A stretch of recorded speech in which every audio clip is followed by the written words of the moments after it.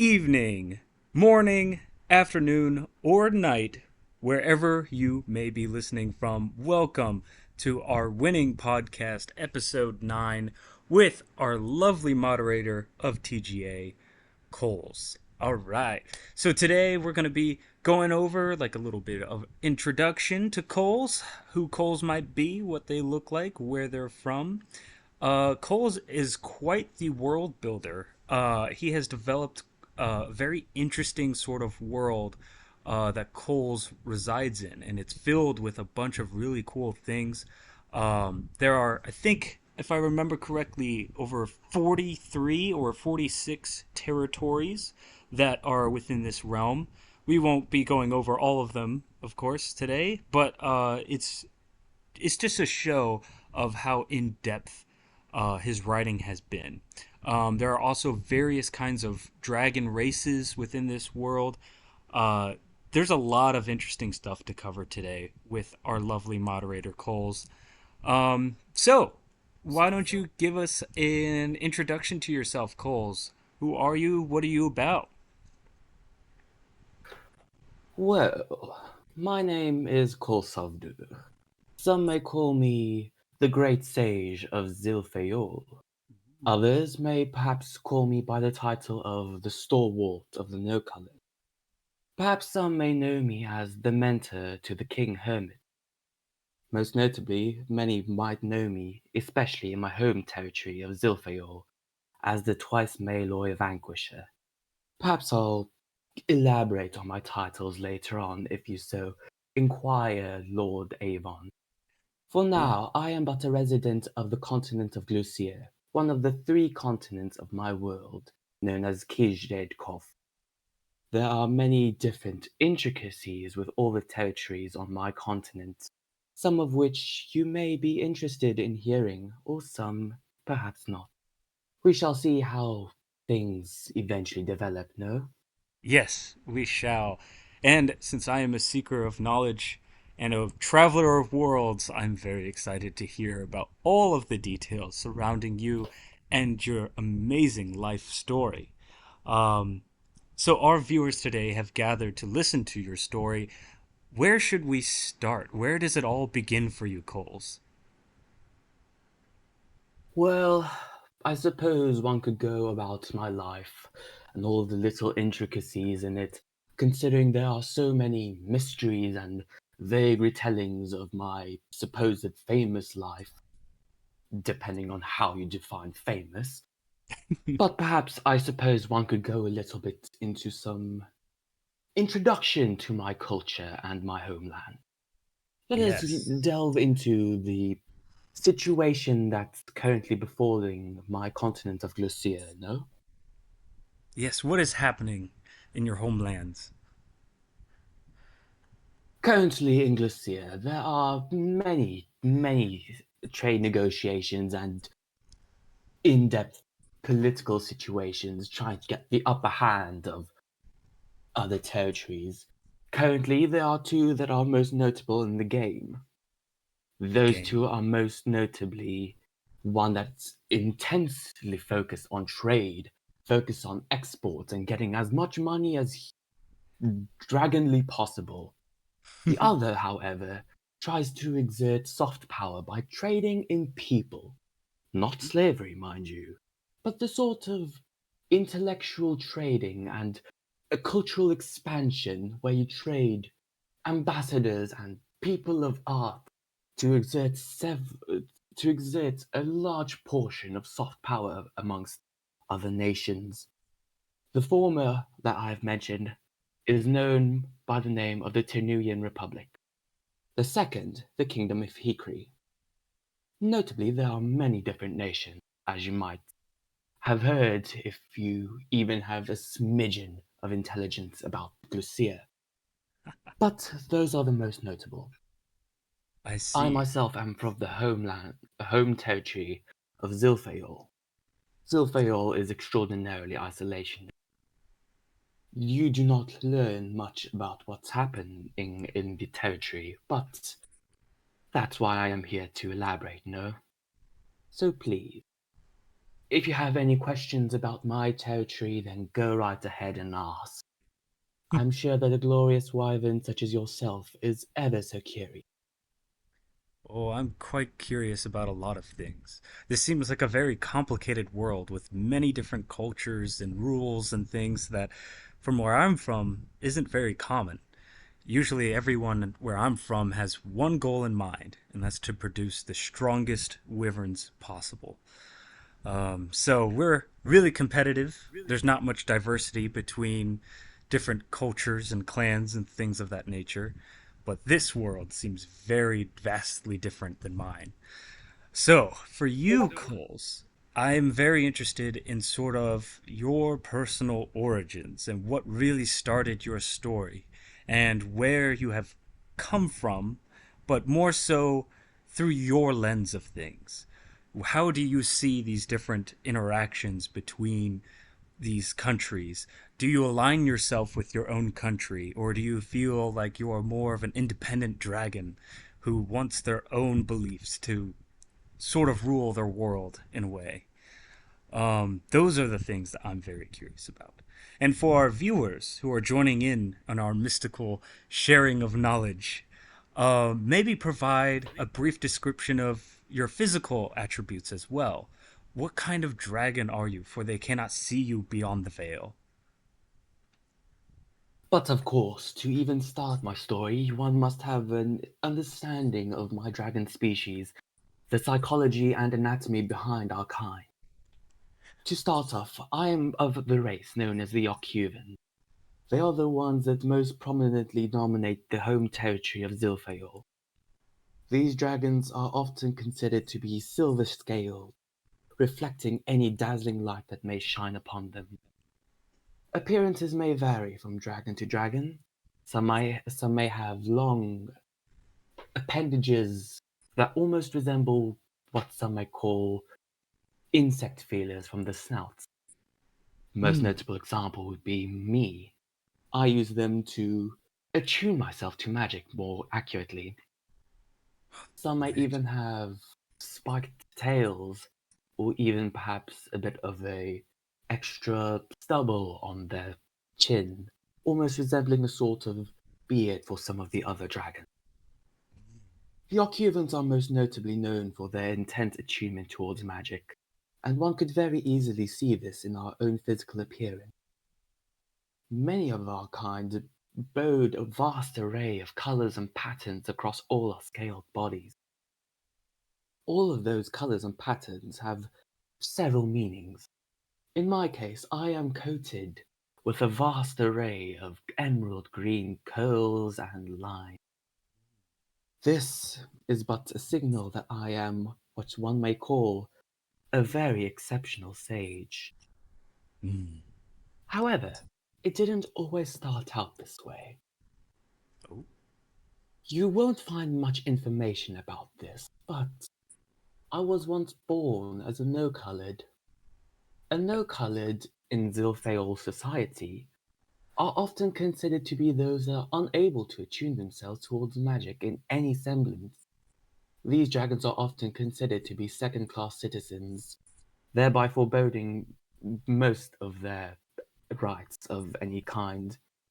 Many of these no-coloreds are often exiled of the country because they can simply find a better life elsewhere, even if Hmm. they are subject to heavy discrimination, shall I say.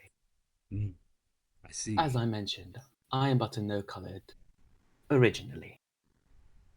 I was Original. eventually exiled from my country and had to go on a little bit of a self-finding exploration. I see. We Hmm. have we have similar people within our own culture as well that don't belong to any particular family. They're seen as outcasts of society, and it's really hard for them to develop in our society as well, for they don't have a lot of resources. Does that mean no coloreds? They face the same kind of fate. They have to work extremely hard to fit in and make themselves noteworthy. Even so, if you were to do that, chances are that you wouldn't even be considered as noteworthy.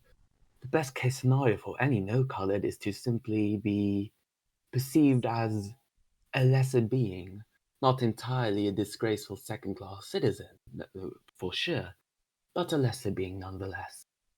Zulfayoli culture is extraordinarily built upon magic and the attunement thereof. Mm, We're a very scholarly nation. I see. So, yes, so there's magic within your world. How does that work? How Mhm. do the dragons learn to harness its power and use it for their society and their own personal gains? Many dragons have often found themselves to be a bit struggling when it comes to magic. I Mm, suppose we Zilfeolis, having an intense culture based around magic, can more easily learn from it. The Ocuvans, my dragon race, have a natural attunement towards magic, or I should say, should. These dragons often have the ability to harness different magical elements from our universe. Magic exists as a sort of phenomenon in reality. One may harness it from certain elements as a form of energy and harness it to one's will. For example, if one were to use fire magic, you would have to extract the energy from any nearby source of heat and be able to mm, condense it into a sort of magic surrounding fire. This only applies to elemental magic, of course. If you were to go a bit deeper into some fields of magic, such as life magic, where you were to restore any wounds or, God forbid, even try to resurrect the dead, then you'll have to sacrifice a bit of your own life. Since life spirit, an essence that exists within all dragons, is a very finite resource. You can only give what you can take. I see. So you have to understand the balance between a lot of things and consider what's around you before you can even begin to think about using it in the first place. Very much so. And if a poor sod were to use magic without having a fundamental attunement towards it, then they may just risk taking a little bit too much that their body can handle. Ooh, It has resulted in many deaths. many This is the deaths. most common fate of no-coloreds. They usually die when they try to tune themselves towards magic. Their bodies simply can't handle it, and so they meet an untimely demise. Mm, I suppose in some eyes it's even I suppose in some eyes that it's a better fate than living as a second-class citizen, but I'm not one to judge. I see. So, how did you come to learn sort of these mystical powers and to sort of get out of your cast of no colors? How did you develop and become a noteworthy dragon? Well, as I previously mentioned, I was eventually exiled from my homeland. I wandered the territories, trying to find my sense of life, trying to find a purpose. It was eventually very crushing, but I did find a mentor that was able to teach me a few things. But what still, after all these centuries, have to wonder was how the poor mentor even managed to teach me magic. Manta was certainly not bound by any Zilfayoli culture, and to my knowledge, used some unorthodox sort of magic from perhaps the continent of Zakraya, but Oh, I do not know. It's but speculation. I see. Eventually, through many, many decades of training, I was able to at least somewhat attune myself toward magic, and was eventually able to develop my first set of colors. The most notable and common colors of any Arcuvan would be a very sky blue pattern across the back. This symbolizes that they have a very fundamental surface level attunement towards magic. This is often considered to be a rite of passage, a way to enter Zulfayol's society without being considered as lesser. It's I see. essentially a way to say, you are a dragon now. Welcome, you are one of us. Mm, I see. Very fascinating tales. In my own clan, the Windspars, we sort of have something similar, though it's more of an attunement of sort of the nature around us. We have to prove ourselves in the Winspar clan that we are an athlete of sorts. And to do so, we have to create our own sort of, I guess, farm, if you will. We have to find our ore. Ore in our culture is very important because it goes within our scales and actually represents itself in our very own biological makeup. So for me, it was gold, and gold is quite hard to find within our mountains. But once you do find it and you can eat it, that represents through your skin, and you can now be recognized as a true athlete from whatever ore that you have consumed. Usually, the rarer the ore, the more powerful the athlete you are. So I can totally understand that sort of coloration, and I really love sharing that kind of thing because I think it makes it a lot easier to see, what kind of characters have really put in the effort into themselves to make themselves something better than what they once were. I really enjoy that kind of thing.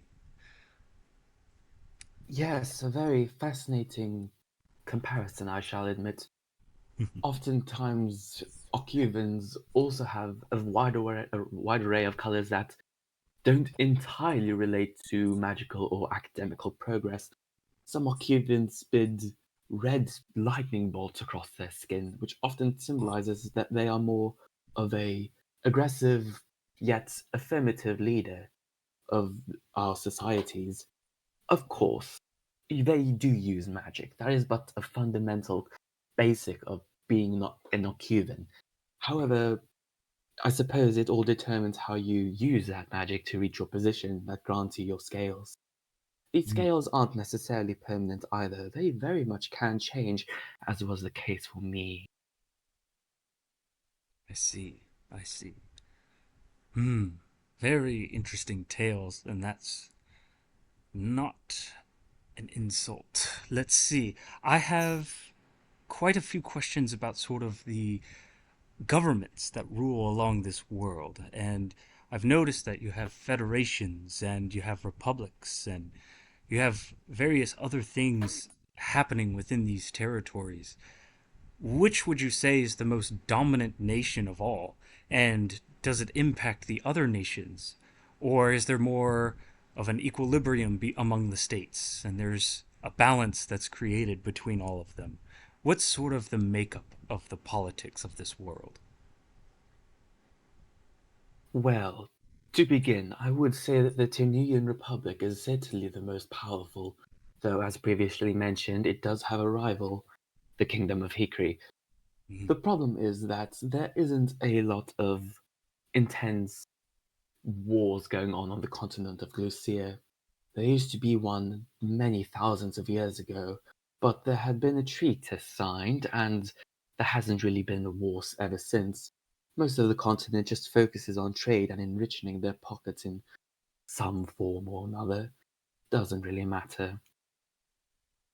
I should mention that the Tunisian Republic does tend to exert a lot of soft power over their rivals. By maintaining the dominant trade routes via the oceans and the rivers, they are easily able to export most of their wealth to more underdeveloped continents, especially the continent of Vivo, which is a continent constantly embroiled in millennia old war. mm, It is most unfortunate, but what can you do? The territory is full of greedy misers and those that do not have any ethics. But then again, what do I know? I am but a hermit at my heart. I However, see. I can suppose elaborate a bit on the Tunisian Republic. They are an incredibly wealthy nation and often suppress the neighboring territories via trade agreements and whatnot. As I said, soft power. They are so wealthy, in fact, that if it weren't for that treatise that binds them to doing certain things and not trying to take over the world, they could easily buy most of the continent threefold. They have immense Really? stores of wealth. They Mm. don't do anything with it, of course. As I said, they are a bunch of greedy misers who just like to hoard gold all day. Mm. It's all senseless, but alas. I see. There are, yeah, and then there are many other smaller territories and nations that do serve a bit of a geopolitical role, but are mostly insignificant in the grand scheme of things.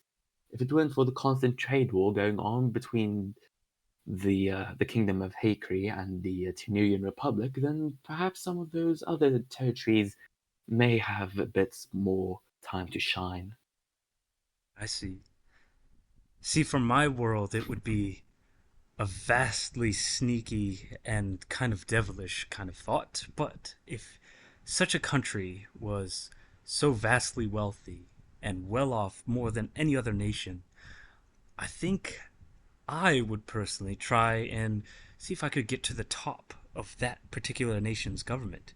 If they're not ambitious enough to spread their society across the entire world, maybe I would be the one to actually do something about it.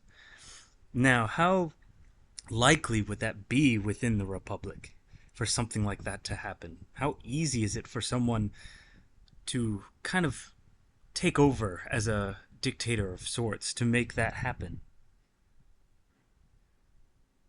I suppose that it would be more than feasible for that to happen. I should probably mention that most Tenerians do have a strong sense of ambition and greed. They Mm. always hunger for power, always wanting to be the best, always wanting to do what no other dragon has done before. However, when all the dragons, or at least the wealthy elites of your country, do that at the same time, it makes for a very unstable political scene, I should say. If it weren't for that unstable political scene, why, I suppose we all would have been Turnurian right about now. But Mm. fortunately, that is not the case. I Luckily see. for us, they pride themselves too much in keeping their silly little peace treaty going on. So I doubt that any one dragon would suddenly decide to become so ambitious that they will forfeit their own pride. Mm. Turnurians do have pride as their number one centerpiece in life. Oh, how miserable it is to have such narrow vision. Well, you talk of narrow vision, but how narrow is it really? What else do we have to offer? What would you do if you were so powerful to make the geopolitics of the world change? What is your grander vision? My grander vision is unfortunately not as ambitious as one might think. My current life experiences that have made me the way that I am have ridden me of all possible sense of ambition or drive. The only What? possible ambition that I may have is just to uncover the depths of my own abilities and see how much I can utilize my arcane knowledge to try and aid those that need the help far more than I do. Mm, that's quite the noble goal. Having a self goal could be Yeah, quite daunting, though. I feel like if you are a knowledge lover, which I am assuming, maybe there could that be is correct, vast. yes. Yeah. Maybe instead of being a hermit away from society, there could be ways that you would find something else by exploring other people more, trying to interact with them, or maybe just exploring the world more. How much of the world have you really seen? I suppose that I wouldn't say that I have used, no, I wouldn't say that I've been to every territory across every continent of the world. That much is just a futile endeavor, since territories, especially on the continent of the cry, are so often fleeting.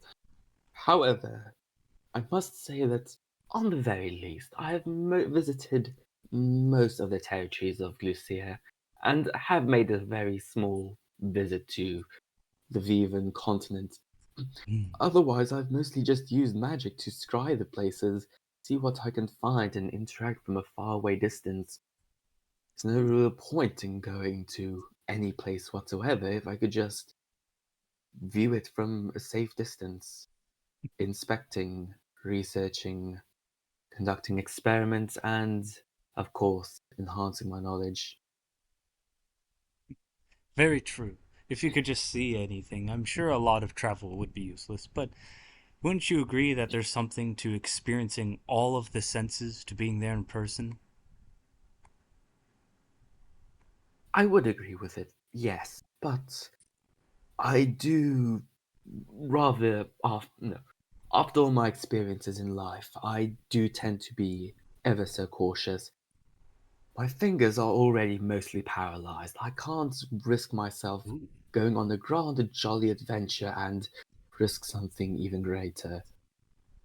Oh, I have very already true. lost a lot. I do not wish to lose much more. I see. Yes, yeah, having a terrible injury like that would definitely be limiting. Especially for a wyvern like me. If my toes were paralyzed, I'd be a sitting duck. But I guess, that is quite tough. Do you think you would go into sort of what you've lost through the years? Like, what exactly has made you this way? Yes, I suppose I will retell the more common story of my life, whether that is but a fabrication or not for the purpose of sensationalism, that I shall not clarify. Fair enough. However, the main points ought to be sufficient. As I said, I have found a mentor who was able to, with enough if effort, eventually grant me an attunement towards magic. And I was able to slowly, very, very slowly, compared to most Ocuvans, eventually attune myself towards it. After long enough, I eventually trained myself to become more and more of a natural to magic. Unfortunately, in the process, my mentor fell ill, extraordinarily ill. Oh dear. I tried my best to use whatever magical knowledge I had and tried to keep him alive as long as I can, but alas, the Reaper does not wait. And as such, I lost my mentor. I I should see. clarify that Ocuvans aren't known for having any mental capacity to process emotions. Our No. physiology is so adapted that our brains do not really have the size to process emotions. Instead, we have special parts of our brains that allow us to more accurately utilize magic. That's why we're the best mages on the entire continent. Oh. However, that came at a huge risk. I eventually fell into a very, very nasty state. The state is infamous for all Occupants, and it's called Malloy. Mm. Malloy is a very nasty thing that happens to Occupants when they are going through immense mental stress. Where most dragons would able to brush it off after enough time, Occupants usually go into a state of catatonia, best case scenario. Worst case, they eventually end up paralyzed to the point where they can't even feed or drink or anything. Oh dear. Malloy is known to have killed most that go through it. That's Mm. why if a dragon is found to undergo Malloy, they immediately get as much help from others as they can. As I have been exiled and alone in the middle of nowhere, I was not able to get any help. Oh dear. You had to fight a lot all on your own. Hmm.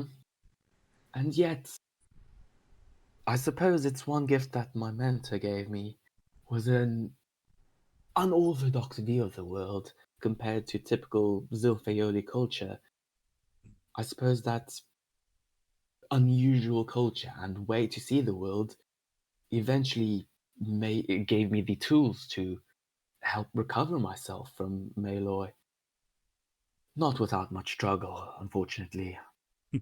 I entered a sort of hibernation for decades, I think. I still can't remember when or how long, but it was for a very long time. I see. It's actually where my talons started to get paralyzed. Just couldn't move them. Maylor just had that much of a toll on my body. Oh dear. Nowadays, I mostly use magic to try and emulate movements, but that can only do so much. While I can Right. still use them to do fine actions like writing, I can't feel with them anymore. It's a shame. Certainly does sound like a shame. Eventually, hmm eventually, I was able to mostly recover. And yeah, I got my bodily functions back and became a very scarred man. Mm, for sure. So much physical hmm trauma and mental trauma. It's hard to come back from that. We have reached our halfway point on our podcast. We're going to take a 5 minute break here soon.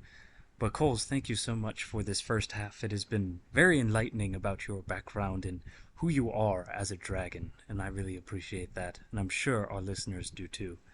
So we'll take a 5 minute break starting right now, and we'll come back. Does that sound good? So it shall be, Lord Avon. So it shall be. Thank you, everyone. We'll be right back.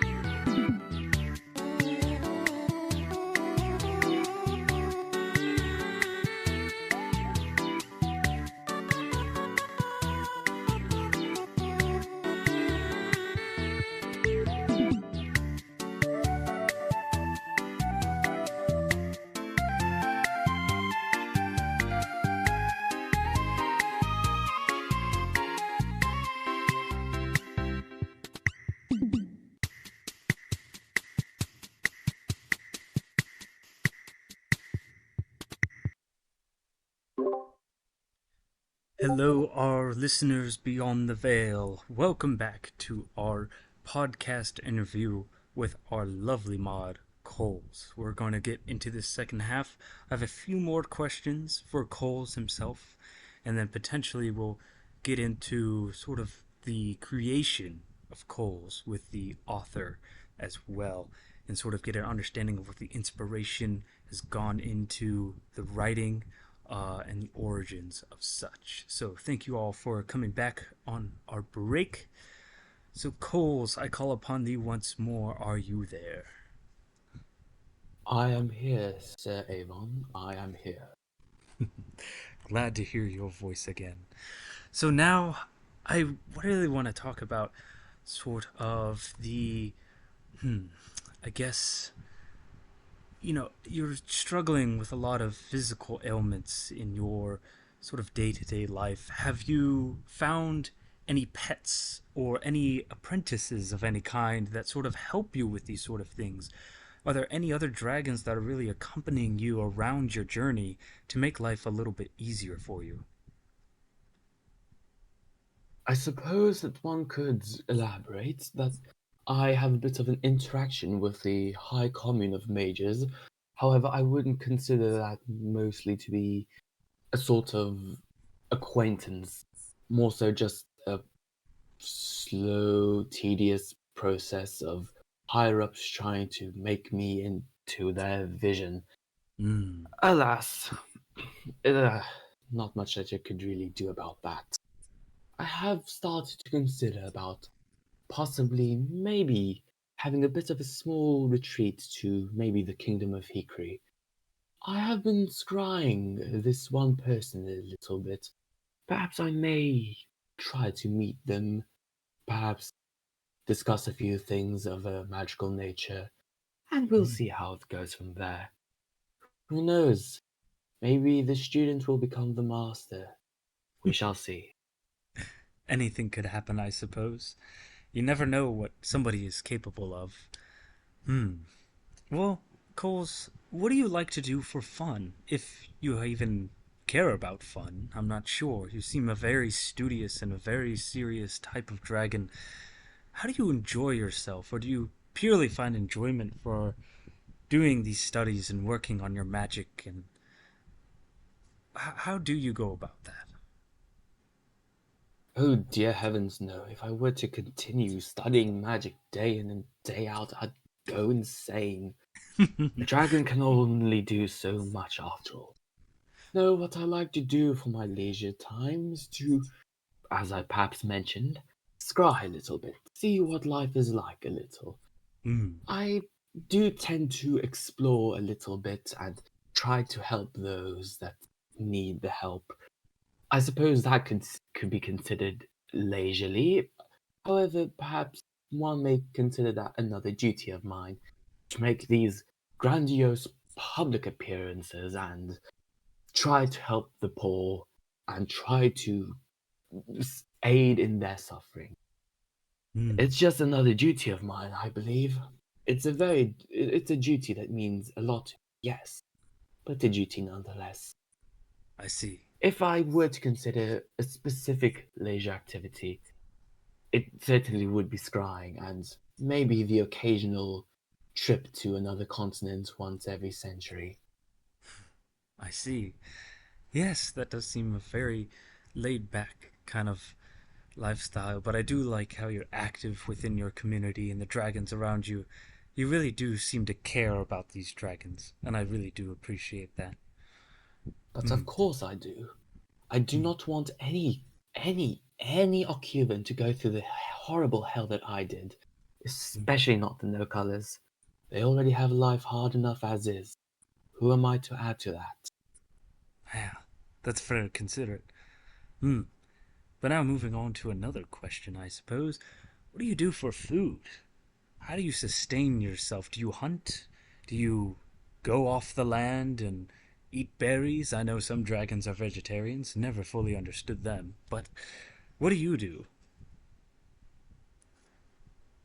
While I was out and about, oh so long ago, I used to live off of the land, tried to get any food as what I could get my paws on. try to get berries and all those fruits and vegetables, try to hunt a wild buck every once in a while. But Oh, now do that you? I am in such a high position within Zilfayoli society, I don't really need to do anything myself. Mm, People shower me with gifts and food and all these other things that I don't really necessarily need or even want most of the time. I just want to be left alone in my study and do things that I usually do. I am not disclosing that information to the public. That is for me to know alone. My I point see. is, many dragons just provide me with food, whether it be the High Commune of Mages, the highest governing body in Zilphael, or just a kind passerby giving me a sweet berry pie. Mm, Doesn't really matter. interesting pie. I don't think I've ever had a pie before. It's very rare in my society, at least. Typically, in our society, we love to hunt, and it's a symbol to have a big, giant hunt. And if you have a large hunt for your family, you have done well as sort of a provider and that sort of thing. So it's interesting to hear that other dragons would willingly give up food for someone without, I guess, anything in return. It's just not something you do in our society. So I guess it seems like you're a very lucky Zilphael is dragon. a yes, that's I suppose too, but Zilphael is a very close and extraordinarily isolationist society. First Mm, off, dragons mostly care for themselves, but there's always excess. The excess usually just goes to anybody who is a bit of a lesser position, except the no-coloreds, of course, those mm, poor, poor individuals. that's I right. think you would like to. I think you would fare well in Arvalo, dear Lord Avon. Arvalo's ever so filled with rocky terrain and ever so prime for hunting grounds.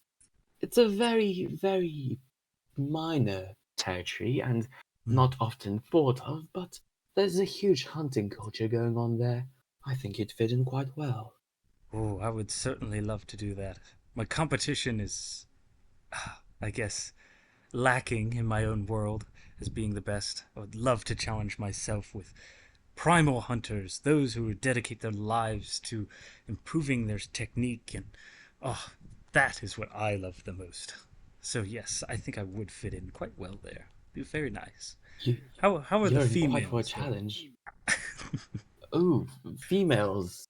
As in the females in Zilphael or the females in the Irith, bleh, in the Irith Mountain region I suppose both, where but all let's the stick hunting to the is. mountains. The mountains. Well, I suppose the females there are ever so full of bravado. You'll have to be quite exceptional to be able to have one as a mate. Hmm, I see. As I said, Lord Avon, you will have quite a lot of competition there. There's Hmm. one race there that calls Arvalo home, those namely being the Aldons. The Aldons are natural born hunters, and they often tend to dive bomb on their prey.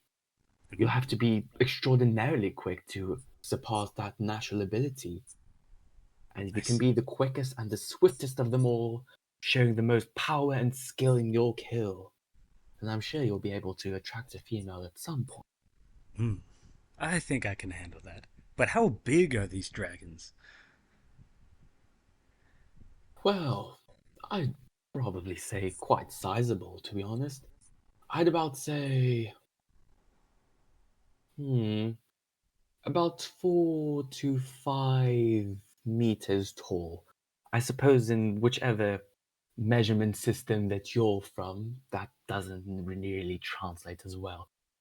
I'll try to get to one of the high commune mages to try and decipher that for you. Haha, thank you. Yes, that would be quite interesting. Although, from the sound of things, I'm not sure what a meter is, but we'll have to see, I guess.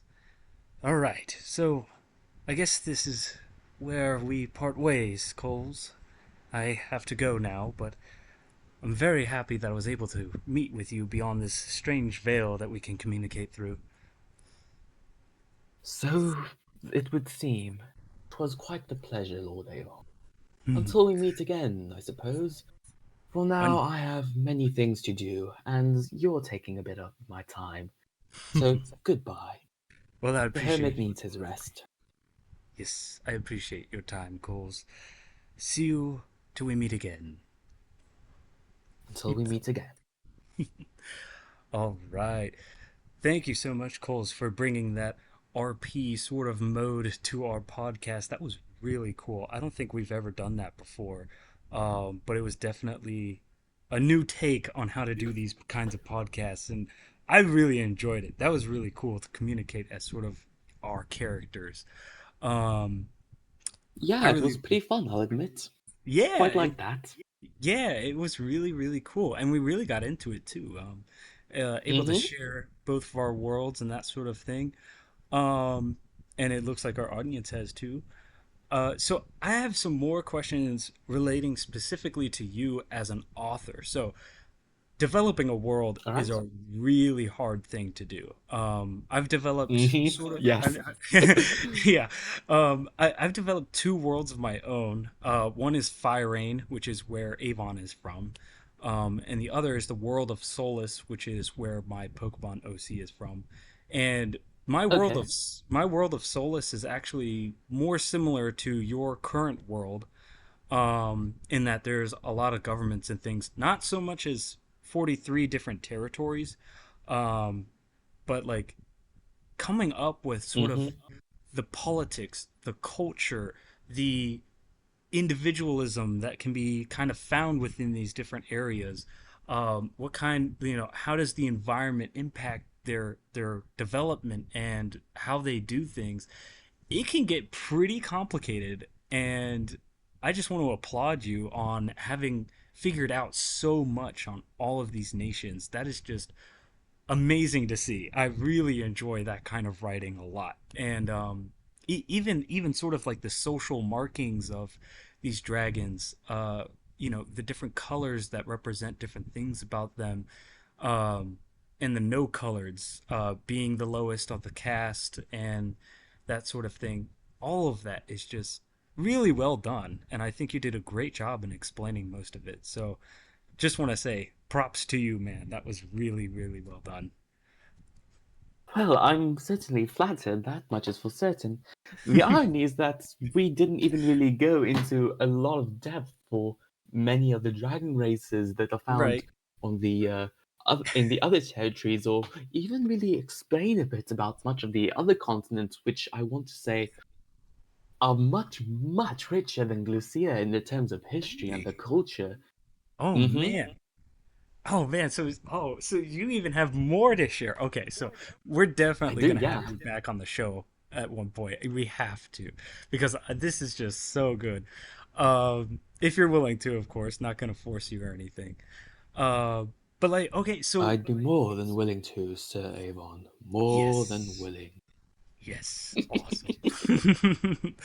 um, so yeah, so what really sort of started this for you all? Like, what made you think, it would be really cool if I made my own world? Was it reading some other author and thinking, hey, I could do that too? Was it purely a creative inspiration on your part and you're like, let's just start with this and work things out? How did you begin developing such a complex sort of writing and world? Ironically enough, this very podcast inspired me to think, hey, maybe I should actually develop some lore for my dragon for once. Because for the longest time, I just kind of seen Coles as like me, but dragon. Yes, very Right. cool. Yeah. Mhm. But like now, I'm hearing all these stories and whatnot, and I think, maybe it would be pretty cool to actually start implementing little tidbits here and there, and that's kind of started developing a little bit into a more concrete world. And ironically, like, I didn't really have that much time overall. I think I spent a total of, I don't know, 5 hours writing the basis for Wow. everything, which is what Yeah. we've discussed in this podcast today. So, like, Mhm. yeah, a lot of inspiration from the podcast and hearing a lot of people talk about their worlds and a bit of creative drive within my own brain, and all of it just combines in the perfect way. Awesome. Oh man, that is so fantastic to hear. Oh, that is really cool that, we started this for you kind of thing, I guess, just sort of uh in sparking your creativity. I mean, this is just pure talent to do it in such a short amount of time. I mean, it took me, I guess, I don't know total time lengths or anything like that, but like it had to develop over several years before I got like a firm idea of what I wanted. And I'm sure as you continue developing, like you'll find different things to add to your story that you like from other places. Um, what a fantastic start! I mean, just reading sort of the beginning that you had on it. Maybe you would be willing to share the link that you shared with me, that gives a rundown of maybe of like the different species and the different nations and things like that, in case people are interested in reading more. Um, I found it just Perhaps, yeah, incredibly though. impressive. Yeah, perhaps, though. I think I'll actually need to develop a little bit for the other continents and actually put it to paper first before I could even consider sharing it. Sure, yeah. Because most of my ideas are just in my mind, but not Mhm. actually in paper, Right. and even fewer ideas are actually fleshed out into a formal narrative. I So see. there's a lot of work still left to do before I can actually share it. Right. I totally understand that. Um, yeah, but hopefully, maybe this podcast itself has sort of got your mind thinking about it even a little bit more. Um, I try to ask questions that sort of challenge, different things about how the dragons live within the world. Like, what do you eat? It Hmm. sounds like a boring question to some, but once you start really thinking about it, you have to be like, oh, well, how do they eat? Are they actively getting their food, or is it given to them? And then you start going into the details of it, and then you start filling out the world in a much more different way. It's a lot more, I guess, logical, I guess, is a word for it. There's a process for everything, just like there is in real life. So Hmm. hopefully conversations like these, getting those gears turning. um I certainly love that kind of thing. Yeah, certainly, because okay, as a writer, I have noticed that even the most minuscule of things often have a huge treasure trove of history that pushes that thing to even exist in the first place. For Mm-hmm. example, let's say you have this very small type of nut. Yes, Mm-hmm. okay. Then you need to start thinking, okay, how did you get this nut?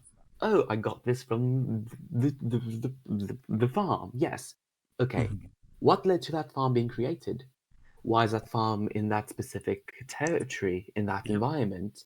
Yep. Does Yep. that farm get any trade benefits from trading with other farms or other territories, even? And you need to stack several things. You need to stack geology, you need to stack Yes. your climates, and then your histories, and then culture, and then it just easily snowballs. And again, all for a nut.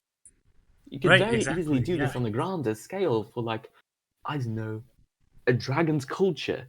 What is their entire line of history that led up to that point? It Mm-hmm. gets very difficult, and I believe that that is the greatest challenge when it comes to world building overall.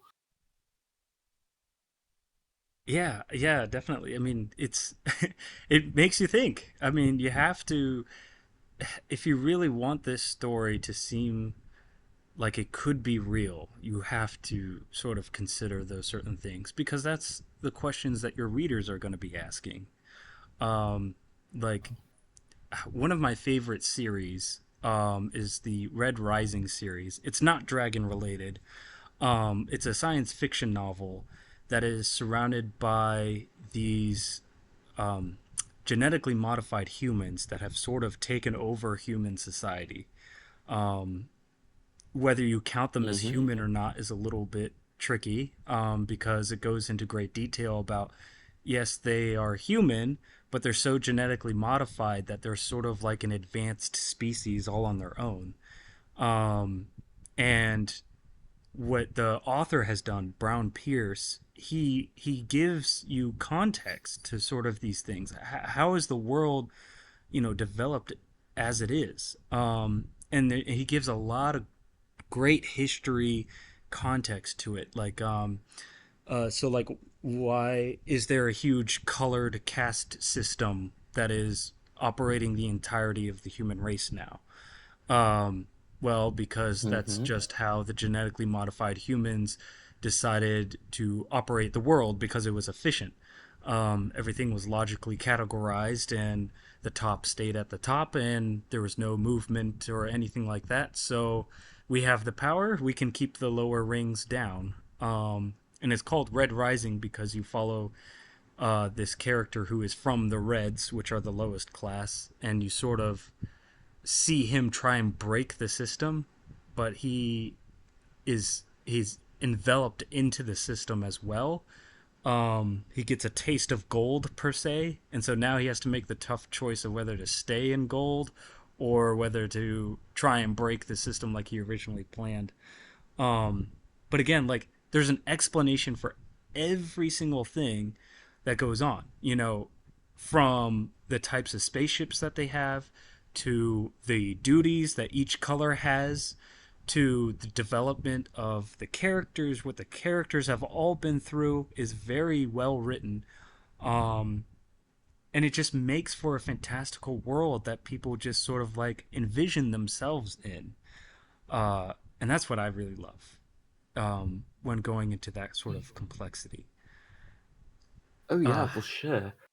yeah. Like I Is can very easily imagine, like you just plant the seed for one thing and then it will just branch out into all these different things. And it's yes. very hard to keep that under control because every branch will spring 33 different branches and then you also need to manage those. It Right. it's really insane. So props to that author. I know how difficult that is to keep it all tied together. yes. Yeah. Goodness. Absolutely. Uh, yeah. It's super fun though because you're again the original creator of all that happens. Like you decide what happens. There's a logical path, but you could be like, oh well, this is something entirely new. So like the magic, for example, it's a phenomenon in the world that allows the dragons interacting with the elements around them. It doesn't necessarily have to have a clear cut answer, but it's still Hmm. understandable of how it works. Like there's a connection to it and the world. Um, I find that really fun too. It's just kind of like, well, that's just how this world is. That's what makes it unique. Um, but yeah, Yeah, like sure you can have this grand, overly complex, and perhaps even verbose way of describing, oh, this magic does this, and it's very wacky because it does that, and you could do all these things with it. But if you can't ground it in a certain way, then it's not going to be realistic, no matter if the magic system is just a fancy way of saying, oh, we have electricity now. right. You need to make it concrete and grounded in something, and then you can pretty much go as haywire as you want because it has a foundation, and you can Right. always fall back on that foundation once you start developing that system more and more as time goes on. That's why having a strong foundation is very important in writing overall, whether it be world building or characters or plot or what have you. Mm-hmm. Yes, I totally 100% agree. And I love that wording of grounding and foundation. You just, because you need something to build off of. And if you don't have that backbone to the system, then yeah, it definitely will fall apart. Um, Hmm. okay, so we're in our final minutes here of our podcast. Any last questions or anything from the audience? Feel free to ask. We'll stay on for like a few more minutes just in case you guys do have any questions for Coles. Coles, any last things that you want to talk about? Hmm. I suppose I could mention where the colors on my horns come from.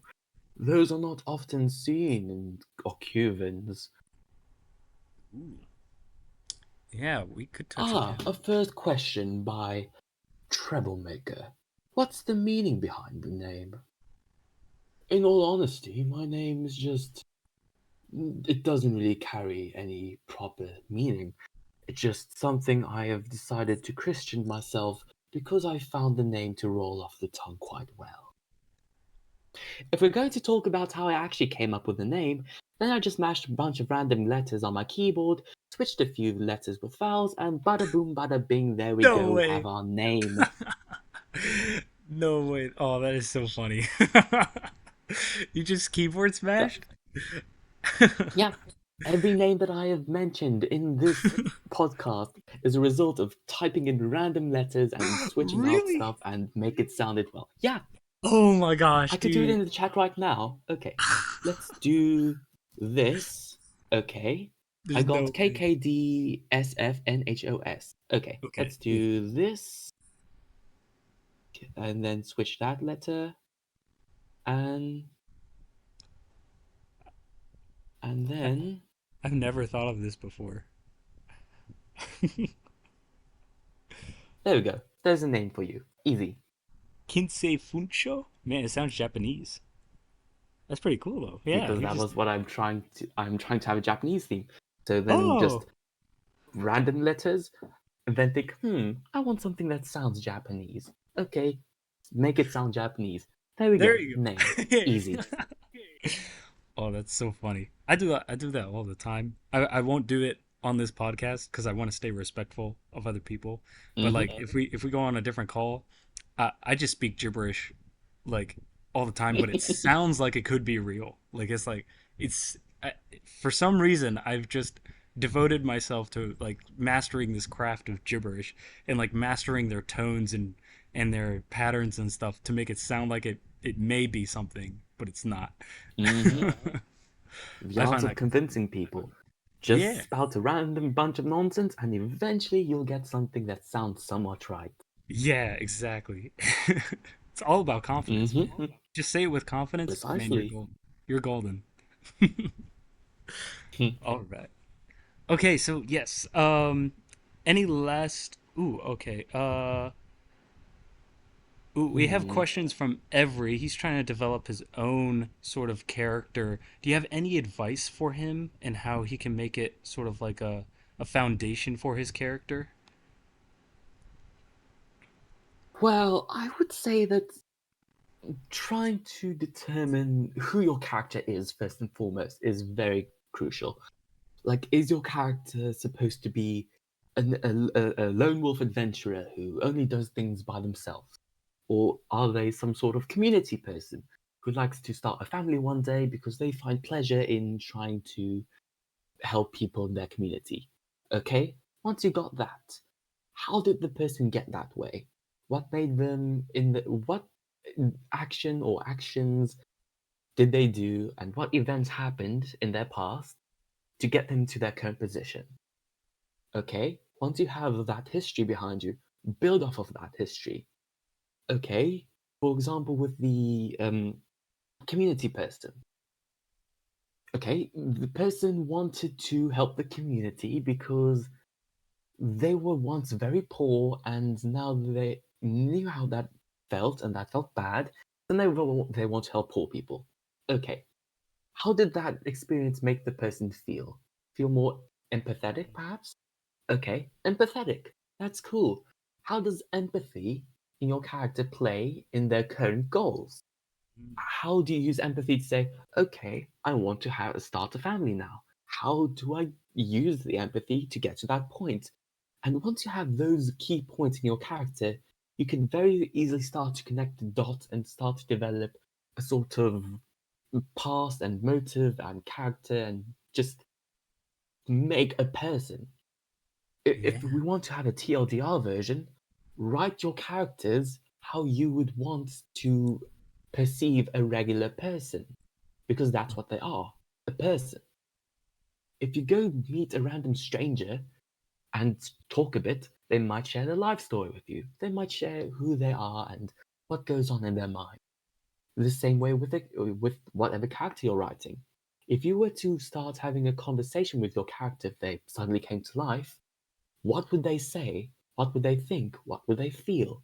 Use those things and just build upon your character. That's how you develop a well-rounded and in-depth character without them having one personality trait that encompasses their entire character.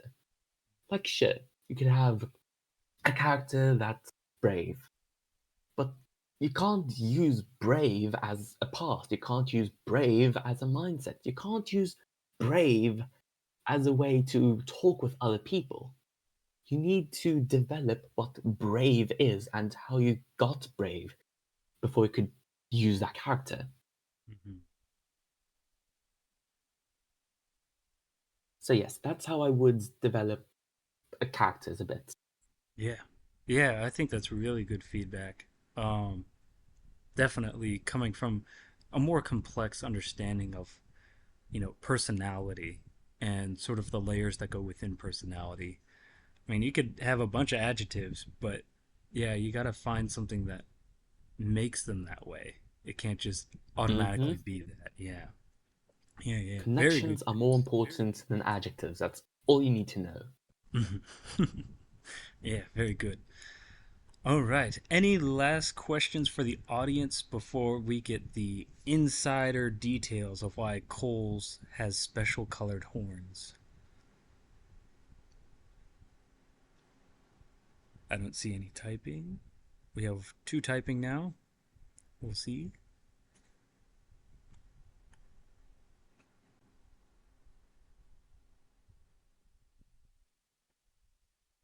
No, Sir Every, we cannot get to the horns. Okay. All right. I don't think anyone has any questions. I see a new person typing. We'll see what they have to say.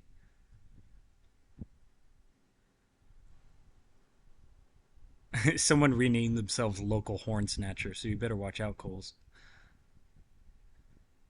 Oh, dear heavens, thank goodness I'm a hermit. Can I do a backflip, Troublemaker? No, why would I do a backflip? Such a Because it's senseless cool, and man. folly task. Like, I do not take to the skies as often as you might think, so there's no purpose of doing a backflip. You waste my time. Be gone. I love it. Ooh, okay. Fluffy Dragon says, "Did you come up with your RP voice on the fly? Because it's 10 out of 10, dude." And I fully agree with that statement. You did a great job in making Coles come alive. Yes, I did make the RP voice on the fly. It's However, I cool. wanted to do it a little bit deeper, but once you started, you can't really suddenly change your voice. Originally, I wanted to do my RP voice something like this. However, I feel that it would have been a bit troublesome to sustain for a long period of time. Ooh, yeah. So that's why I started to switch to this one instead. I see. Yeah. So yes, I I think with your the one that you went with, it sounds very wise and intelligent. I think it's much better that you keep it sort of like a medium tone. Having a low voice like this makes him seem like, I don't know, more of a I I don't want to say brutish. stereotypical greedy dragon. Yes. Yeah, kind of. But like I was thinking more of like a Santa Claus kind of thing. Like if you make him like it's just like Okay. ho ho ho. Like this is me. I am big and I am mystical. Like it's just I think it's a little too much if it goes a little deeper. But that's just my personal opinion. I think you did a great job on what you did go with. I think that Many went. I think thanks. yeah yeah yeah. Okay. All right. So we covered a lot today. We went over sort of Cole's, who he was, the world that he is in, the region that he is affiliated with, his responsibilities, his own personal, physical, and mental traumas and things like that that sort of make him who he is and alter his life a little bit. How he's seen within his society.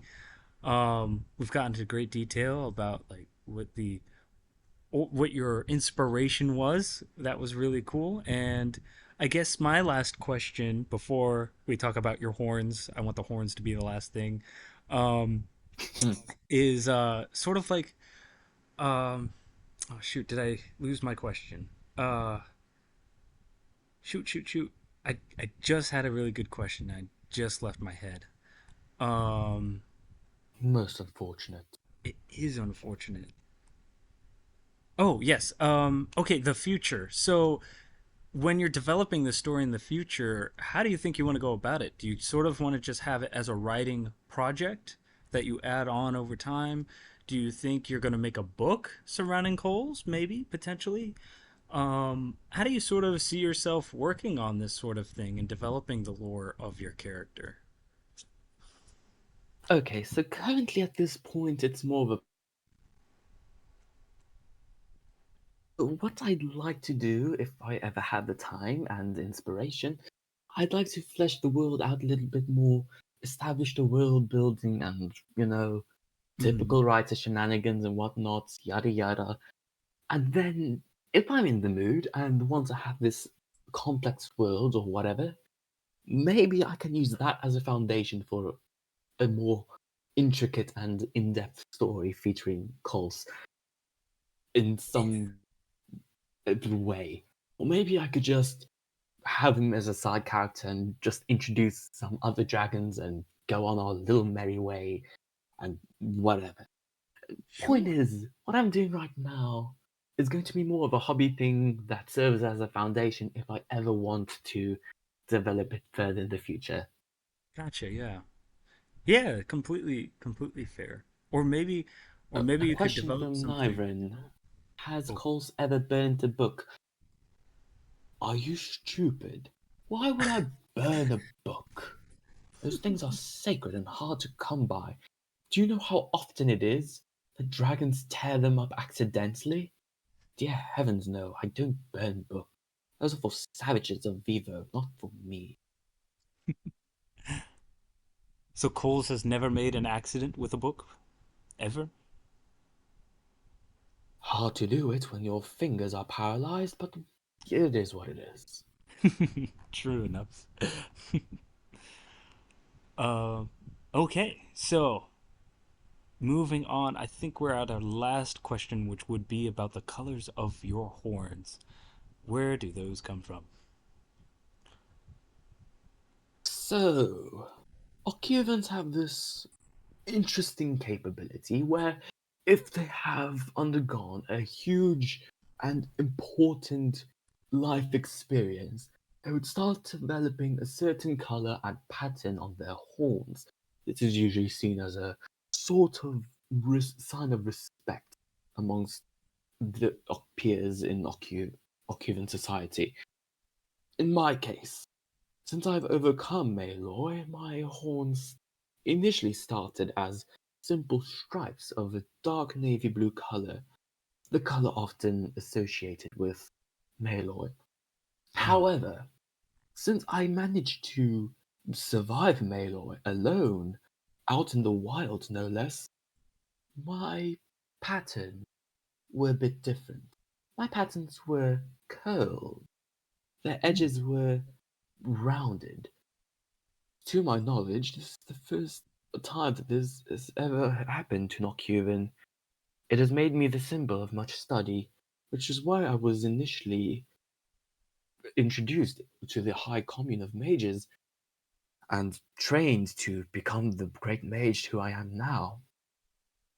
Unfortunately, I was a subject of immense loneliness, and since I'd never undergone proper treatments that one would go through when undergoing Malloy, I fell victim to this condition a second time, another thing that was severely unheard of.